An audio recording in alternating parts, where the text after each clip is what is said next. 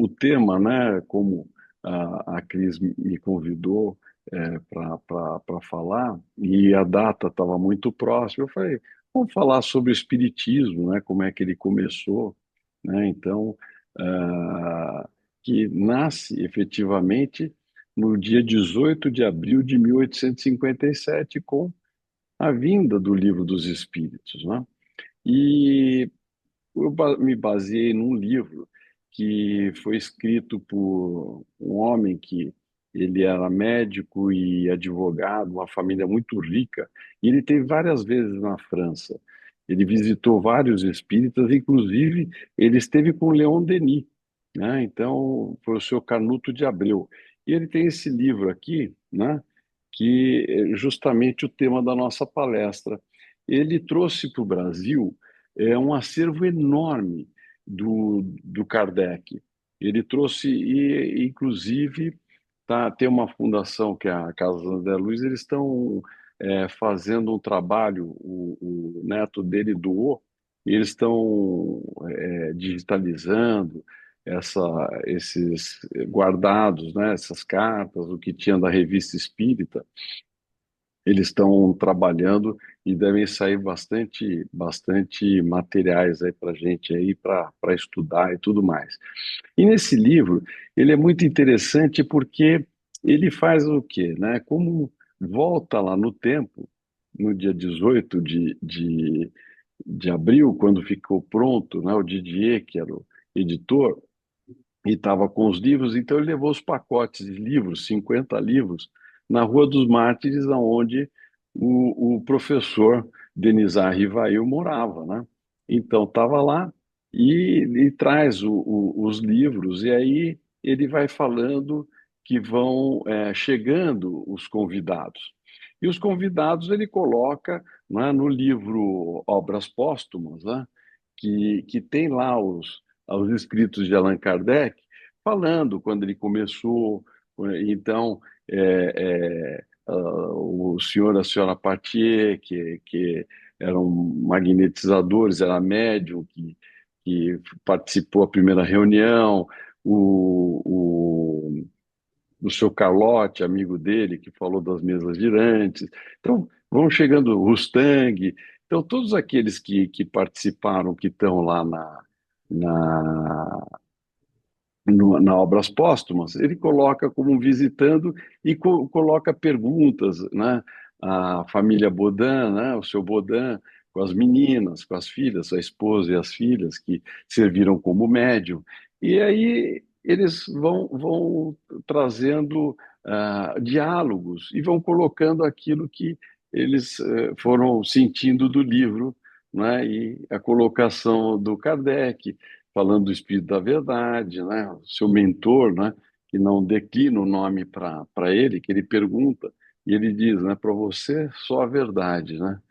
E fala, olha, eu vou te ajudar, então, um quarto de hora, uma vez por mês. Imagina, ele tinha só 15 minutinhos, né?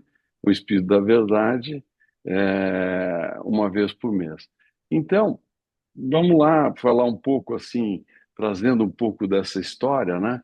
Kardec nasce no dia 3 de outubro de 1804, na cidade de Lyon, né? A família, o pai diz que era juiz, e não se sabe muito o que acontece, mas deve ter desencarnado cedo, e a mãe dele leva ele, quando jovenzinho, para estudar em Yverdon, na Suíça, como professor Pestalozzi. Isso é muito importante a gente colocar, porque ah, todo o ensino, né, o sistema de ensino, principalmente na Europa, né, no Ocidente, a igreja era que controlava, e era um ensino bastante rígido, né, dentro de uma metodologia onde o aluno tinha que seguia aquele roteiro e não tinha era bem, vamos assim dizer, matriarcal mesmo,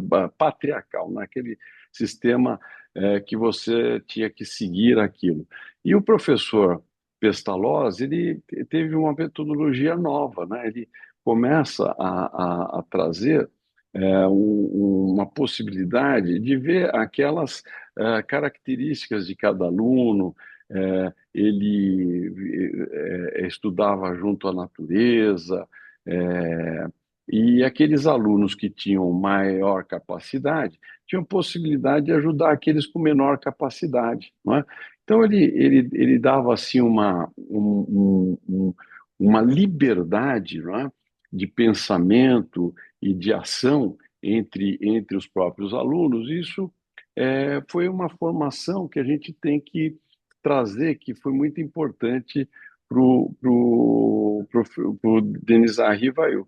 Eles terminam o curso brilhantemente, com um aluno muito empenhado e ajudando, e ele gostou dessa parte da pedagogia, e ele volta e aí vai para Paris, né? Em Paris ele começa a dar aulas particulares, ele coloca um colégio e ele faz vários. Tem aqui as anotações, aqui é tudo escrito. Eu sou da velha guarda, né? Podia pôr aqui no computador e ficar lendo, mas então ele publica vários artigos e livros na área da educação. Então, a gramática francesa clássica em 1824, programas de cursos usuais de química, física, astronomia em 1831, curso prático de aritmética, não é? Todos ligados à educação. Inclusive, ele participa da reformulação da língua francesa, né? Ele tem até homenagens na Sorbonne, como professor, né? Então, ele era muito conhecido.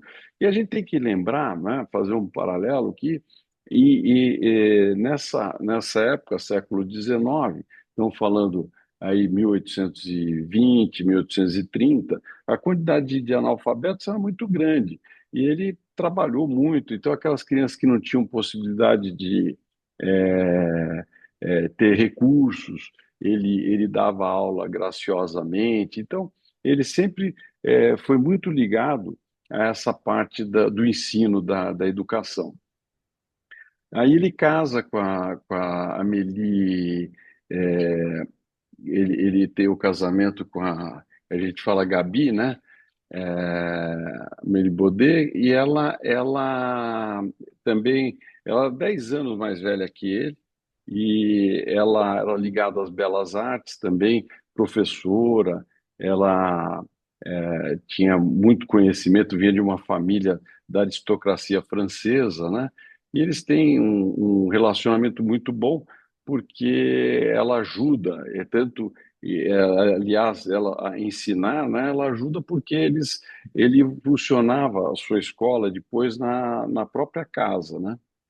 E, e nessa ocasião, né, para a gente andar um pouquinho mais rápido, na na década de 50, ele começa a ter as informações de que tinham as reuniões, né, toda reunião de salão, festas, naquela época, lembrando, né, que você não tinha o que nós temos hoje aqui, né, as festas, os saraus, né, que eles faziam, é, faziam tinha as brincadeiras, vamos assim dizer, no salão das mesas girantes, né?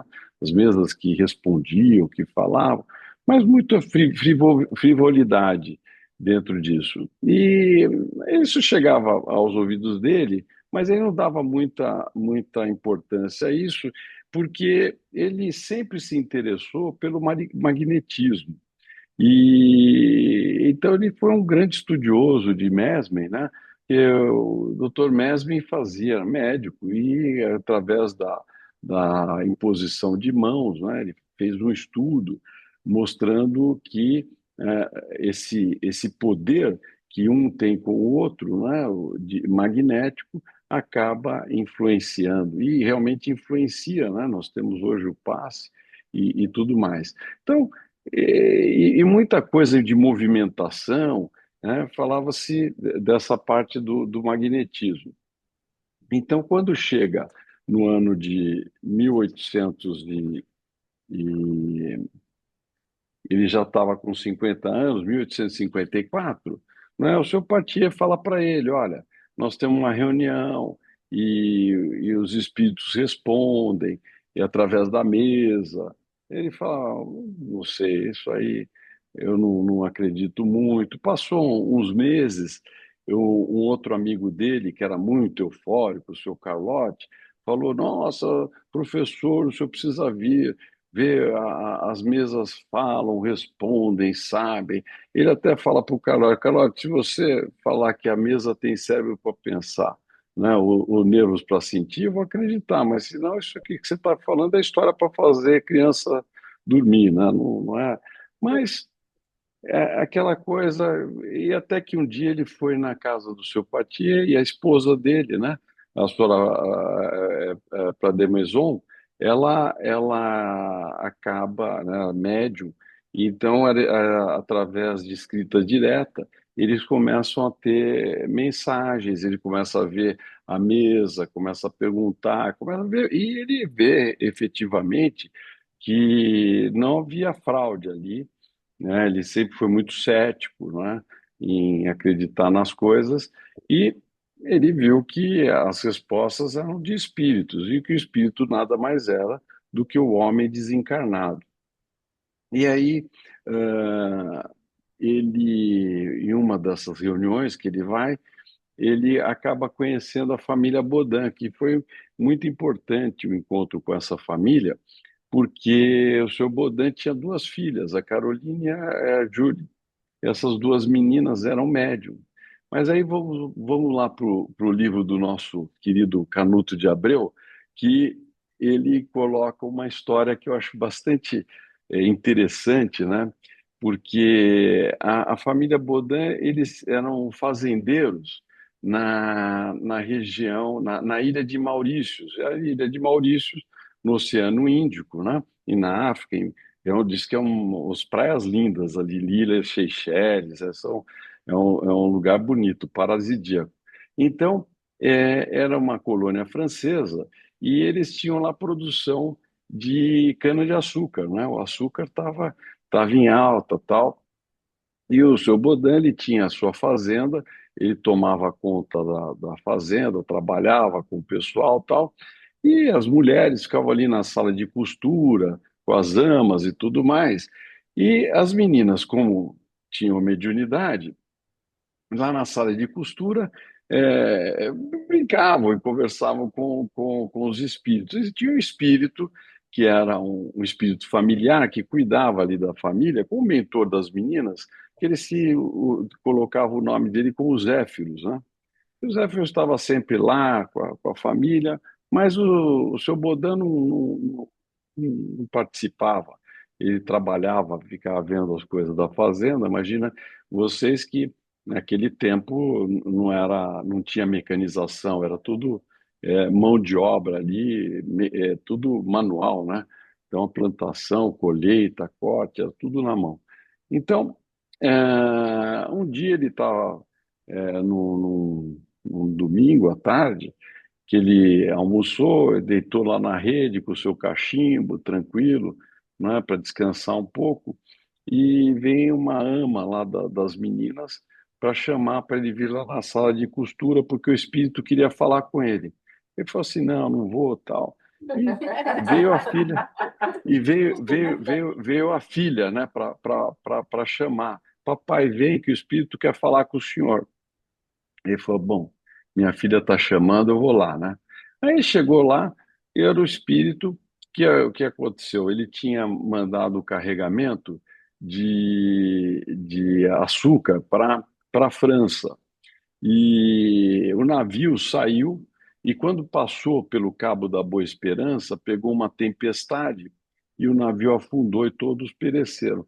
E o capitão do navio, ele pega e fala pro seu Bodão, olha, eu vim aqui para lhe dizer que, infelizmente, os bravos marinheiros, nós tentamos de tudo para poder salvar, mas veio a pique e todos pereceram.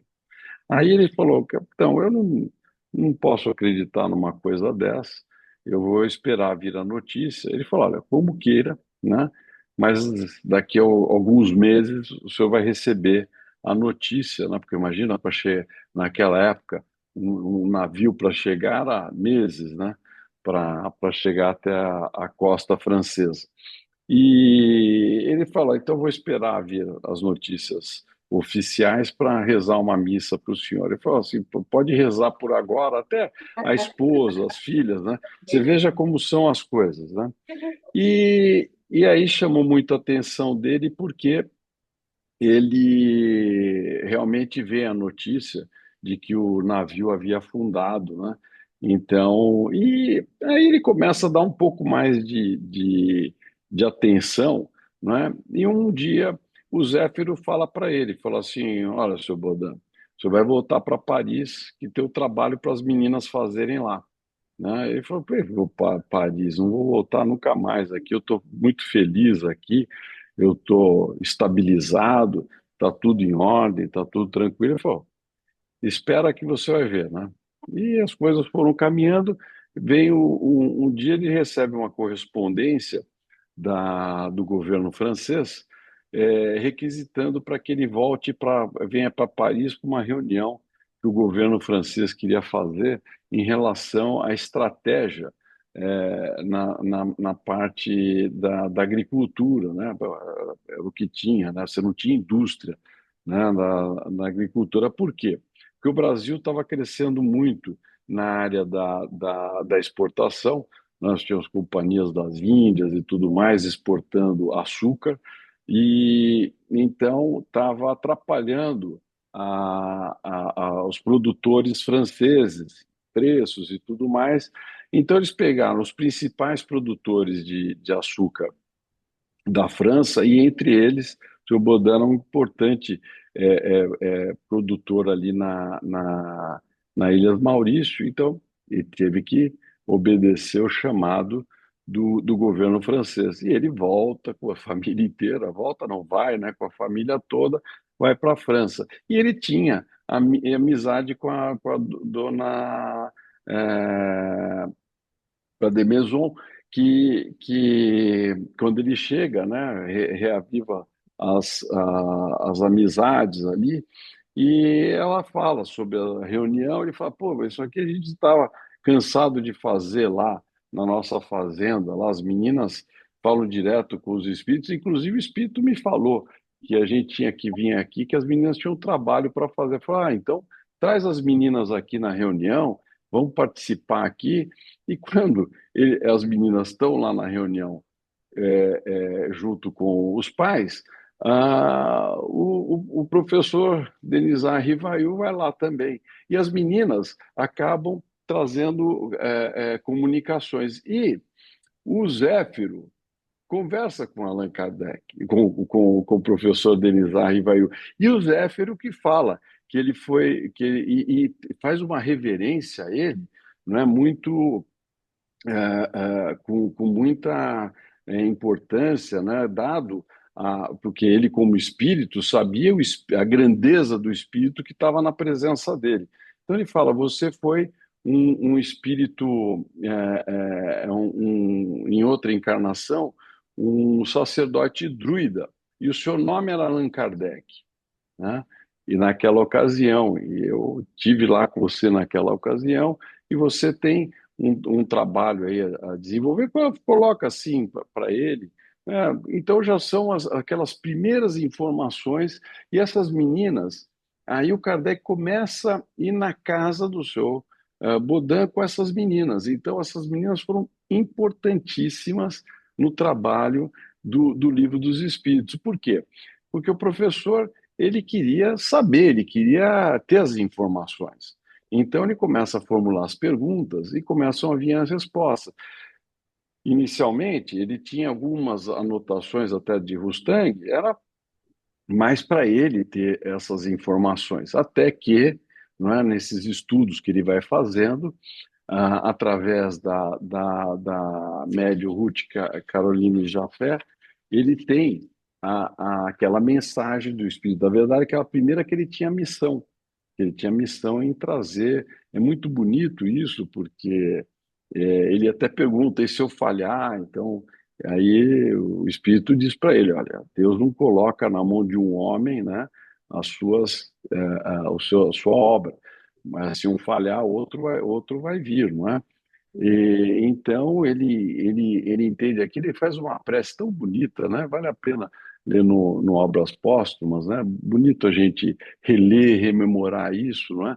Porque e a gente vê que nada caiu do céu, não é? Ele teve um esforço, um trabalho muito grande para fazer isso. E aí e aí que ele pede ajuda, essa assistência, e o Espírito da Verdade fala para ele que ele teria essa possibilidade de ter uma vez por mês 15 minutos, não é? E lá em Paris, na rua Tiquetone, né, onde é que a Ruth Jafé, né, morava com o seu pai, também era jovem, a Ruth Celine. E então eu até passei ali, né? Hoje já as casas são diferentes e fiquei pensando que para mim eu falo para vocês, né, o Espírito da Verdade é Jesus, né? Então, às vezes, eu fiquei olhando ali e falei, puxa vida, Kardec tinha 15 minutos de entrevista com Jesus, né? Falando o mestre diretamente com ele, porque a obra é estupenda, né? Aí ele começa a fazer essas perguntas e formula o livro. Imaginem vocês o movimento que foi, não é? Ele tinha, assim, vamos dizer, a aristocracia, vamos dizer, não econômica, mas cultural, né? Aquela nata da cultura francesa, ele tinha convívio, né? A sociedade parisiense científica, né? Então ele tinha um trânsito muito bom com esse pessoal, né? E a gente tem que lembrar, né, do iluminismo, né? A separação de religião, não é? O positivismo também, que estava naquela época junto aquela sociedade mais intelectualizada, e ele começa a fazer esse trabalho, e aí, quando está pronto, finalizado, então, para imprimir, onde ia. Então, ele teve uma série de dificuldades, né? E quando surgiu o livro, inclusive está em obras póstumas, né, os espíritos falam, olha, isso aqui é o comecinho, espera que vai vir agora, você vai ter que se preparar, porque principalmente a igreja, o clero, né, veio com uma pressão muito grande, inclusive do lado, né, espiritual, né, essas redes ligadas ao mal, sabe que esse trabalho é um trabalho de esclarecimento, é um trabalho que traz uma condição de uma fé raciocinada, né? Então ele teve problemas de todos os lados, né, para trazer o livro. Então, o livro é publicado, né? Ele, quando publica, ele tinha só 500 perguntas, né? E aí, uma outra médium que aparece, né, que já tinha psicografado, inclusive, a história de Joana d'Arc, que é a irmã Cidufo. Era também uma menina, né? As meninas, você vê, as meninas, a importância das meninas na codificação do espiritismo, né? A mulher é mais sensível na mediunidade, e jovens, né? Jovens. E aí ela faz a revisão, né? As novas perguntas e tudo mais. Então, o livro dos Espíritos, ele, como o professor, ele tinha essa capacidade didática, ele separa o livro em quatro partes, né? Primeira parte é o início, o começo, né, da gênese de tudo, né? Então, primeira pergunta aqui é Deus, né? é a inteligência suprema, é a causa primária de todas as coisas, né? A primeira pergunta que ele faz, olha só, olha que coisa, né? Às vezes, sabe o que eu penso? Quantas vezes eu li o livro dos Espíritos, a gente estuda o livro dos Espíritos, vê o livro dos Espíritos. Se falasse assim, olha, são 1.019 questões. Faz aí, você sabe como é que é separado e tal. Ele não tem essa capacidade que esses espíritos que são missionários. Allan Kardec foi missionário. E quando ele publica o Livro dos Espíritos, a gente fala assim: morre o professor Denisar Rivail, vamos assim dizer, dentro da sociedade, e nasce Allan Kardec, né? O codificador. Ele coloca na introdução do Livro dos Espíritos, né, e dizendo que aquele trabalho é um trabalho que os espíritos trouxeram através de uma investigação que ele fez, né, com perguntas, com as colocações, a espiritualidade trouxe. Ele então separa em quatro partes. Então, a primeira parte que eu falei, né, é a criação, né? A segunda parte, ele fala da vida espiritual, vida espírita. Então, como é que os espíritos se comunicam, quando morre, o que que acontece, as comunicações, não é? Como é que... Então, as influências, né, de pensamento, dos espíritos em nós, e nós os espíritos, então, mostrando a vida espírita, espiritual. E na terceira parte vem as leis morais, né? As 10 leis morais, ele coloca, né? Então, que as leis de Deus estão onde na nossa consciência, ele, na introdução, né, ele diz qual é o nosso guia, né, que a gente tem, que Deus deu para nós, que é Jesus, né? Aquela resposta à questão 625, que é a mais curta do Livro dos Espíritos, né? Jesus, então, é o nosso guia e modelo. E aí ele passa as leis morais, né? E a última lei de amor, de justiça e caridade, né? Mostrando a caridade, a importância, né, dessa nossa renovação interior através de nós agirmos com o nosso semelhante. E depois, a última parte, as esperanças e a consolação, né? Então, o que que acontece depois, né? Então, a gente viveu, e aí, qual que vai ser o céu, qual que vai ser o inferno, né? Então, é o estado de consciência que cada um estaremos envolvidos. Como é que você cumpriu com o seu dever, tem a sua consciência tranquila, né? Fez o bem, né? E aí esses quatro partes do livro foram gerando os outros livros. Então, o segundo livro foi justamente que ele achou mais importante, porque a nossa doutrina é uma doutrina dos espíritos. Então, nós temos o quê? Ter o canal de comunicação. E o canal é a mediunidade. Então, ele faz o estudo profundo, uma cartilha, como um médium deve proceder, não é? Tem todos os cuidados, né? Que aí sai o livro dos médiuns, né? O livro dos médiuns, justamente para mostrar, né, como é que o médium deve proceder, não é? Então, as comunicações apócrifas, tudo ele trata no livro dos médiuns, que é essa segunda parte do livro dos espíritos. A terceira parte, que são as leis morais, que é a publicação do Evangelho segundo o Espiritismo, que quando ele ia lançar o livro, colocou como imitação do Evangelho, mas o Didier falou, não, esse nome não vai ficar bom. Vamos colocar, e ele acata realmente, e vem o Evangelho segundo o Espiritismo, falando das leis morais, que é uma maravilha, que ele pega a essência dos ensinamentos de Jesus, da parte moral, faz um comentário e traz as instruções dos Espíritos. Também muito bem separado, né, os capítulos do livro do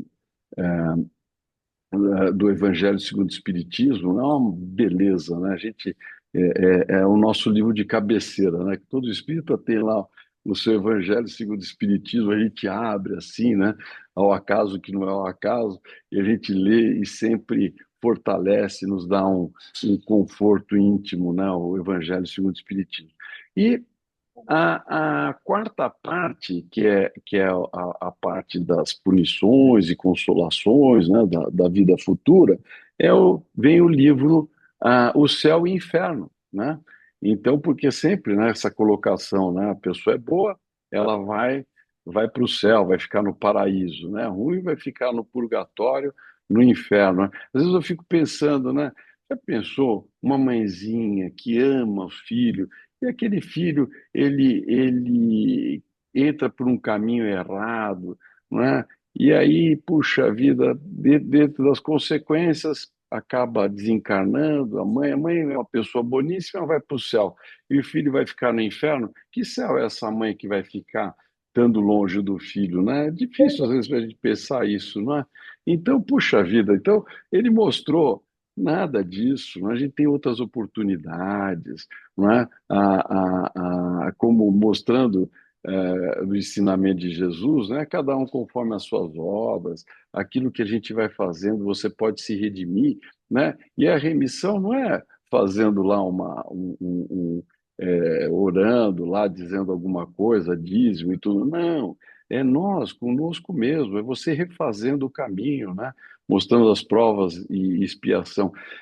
O livro O Céu e o Inferno, aquele Código Penal da Vida Futura, aquilo é um esmero, é uma coisa preciosa.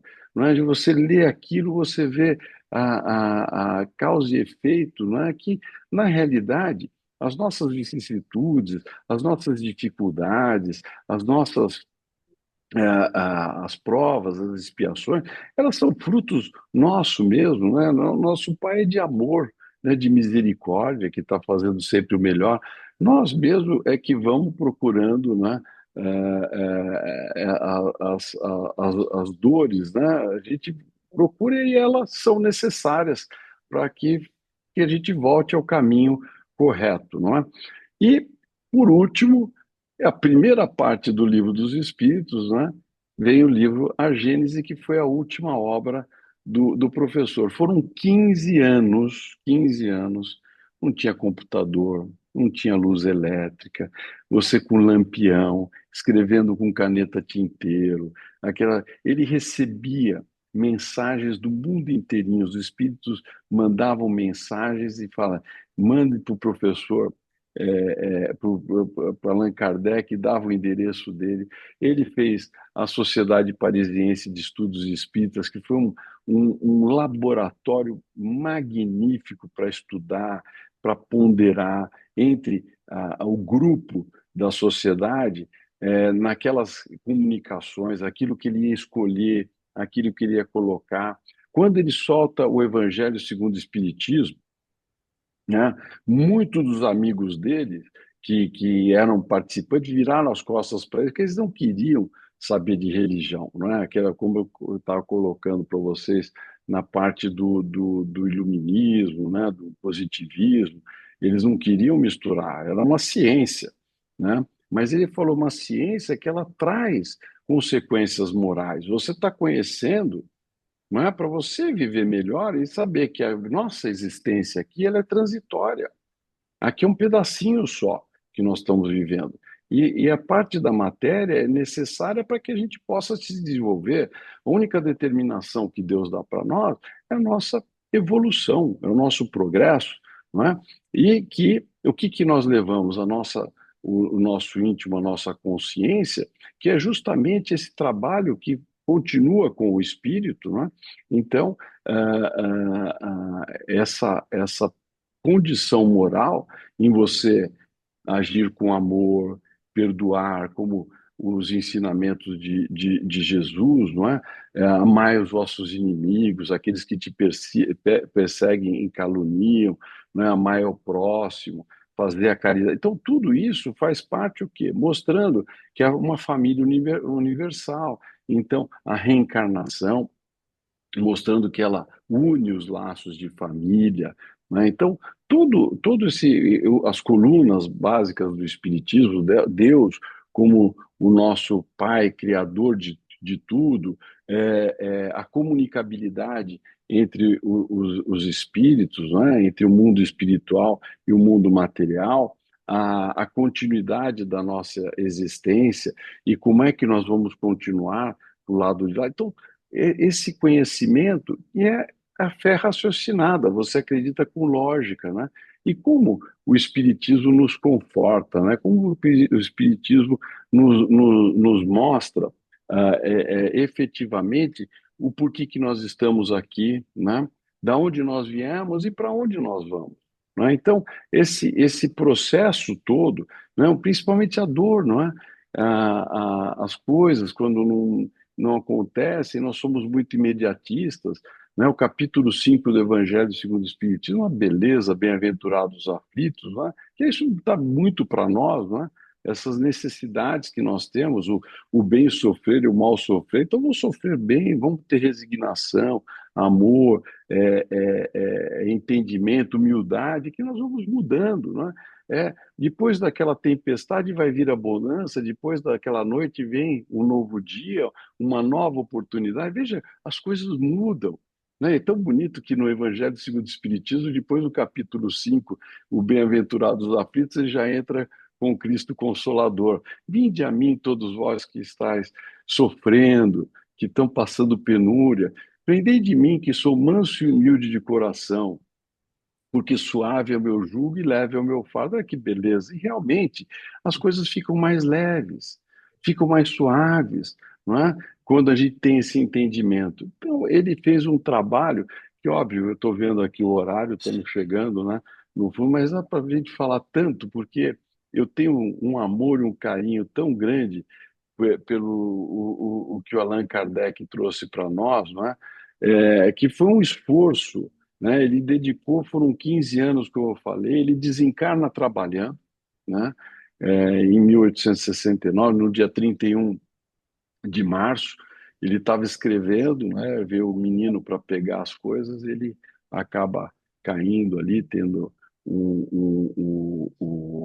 parece que foi um aneurisma, né? Que dizem que ele teve, e aí ele desencarna, retorna, e a espiritualidade fala, né? Para ele tomar cuidado mesmo com a saúde, mas que ele iria voltar, né? Para continuar o trabalho.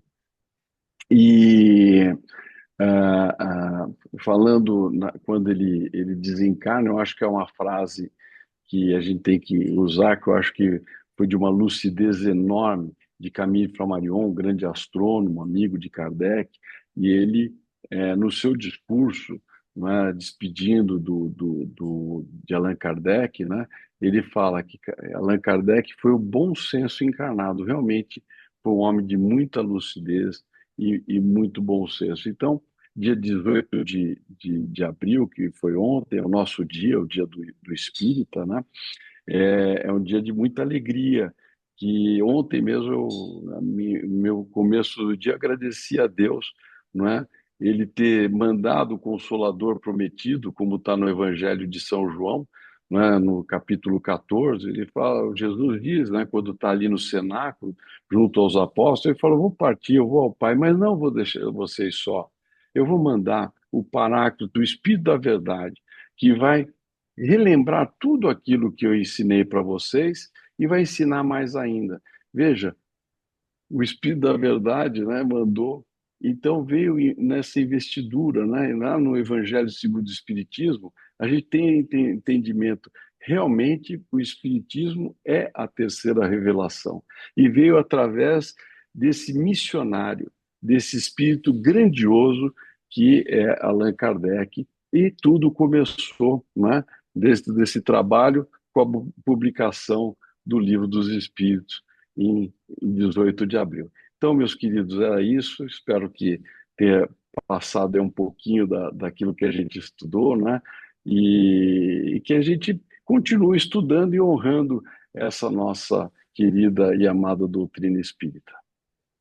E uma das reflexões que eu vim a ter foi que, diferente de muitas religiões, onde todo o foco é em cima da personalidade, daquele que vem descobrir, e a gente, da nossa natureza humana, tem essa tendência em santificar muito, e colocar muito em cima daquela imagem, me parece que Kardec sempre se isentou desse crédito.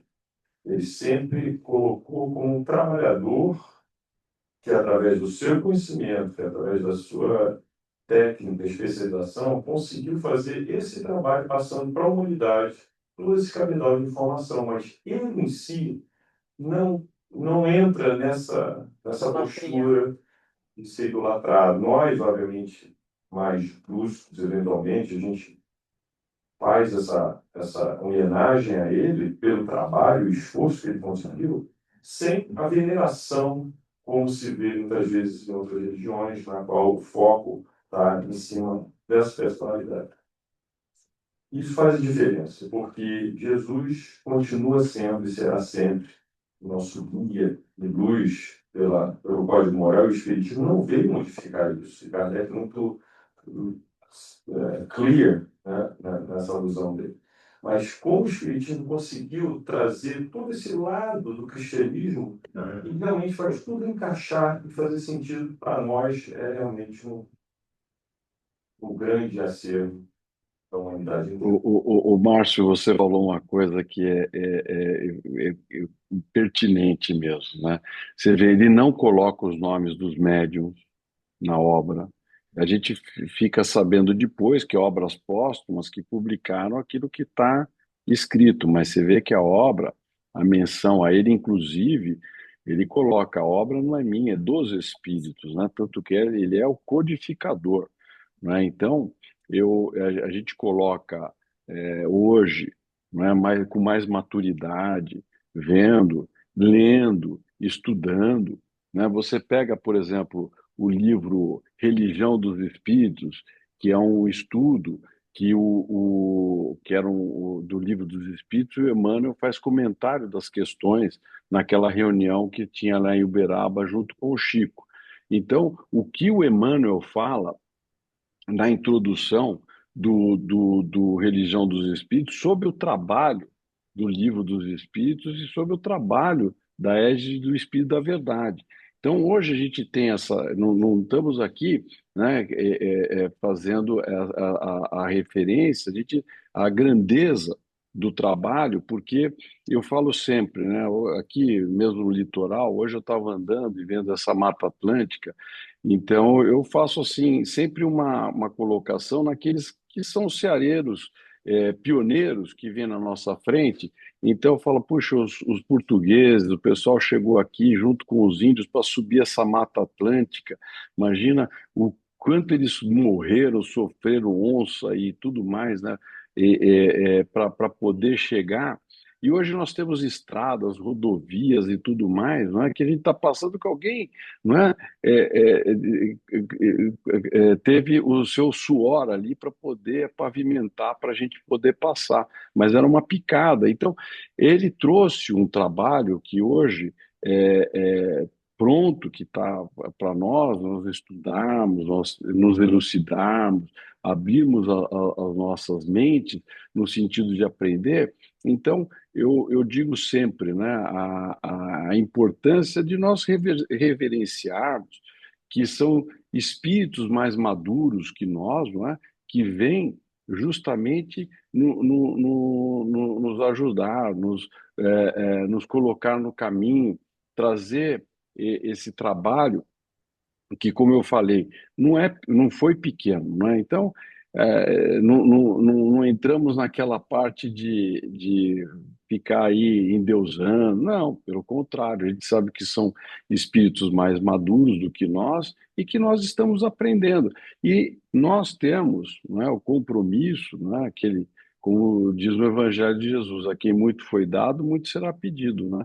Então, o conhecimento que nós temos que colocar em prática. Inclusive, ele coloca isso, né? O bom espírita, né? O homem de bem, o bom espírita, se conhece o verdadeiro espírita pelo esforço que ele faz para se melhorar, não é?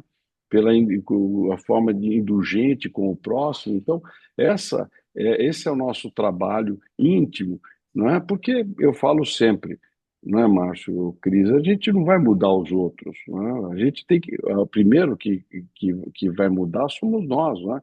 O maior inimigo está dentro de nós mesmos, não é? O trabalho íntimo da nossa melhoria. E o Espiritismo dá para nós as ferramentas, o entendimento para que nós possamos, não é, trabalhar dia a dia para que a gente possa ser um pouquinho melhor. Então vamos agradecer a Deus, mas esta oportunidade de estarmos aqui reunidos nessa casa de amor, de luz, nessa reunião que todos nós, tanto os encarnados como os desencarnados, possamos receber do alto a força, o envolvimento, a paz íntima, pedindo pelos familiares de cada um, seus lares sejam iluminados com muita paz, que nós possamos, Senhor, estar envolvidos dentro desse espírito fraterno, dentro dos ensinamentos do nosso querido e amado Mestre Jesus. Assim, Senhor, nós agradecemos e pedimos que nós possamos continuar com essa paz. Que assim seja.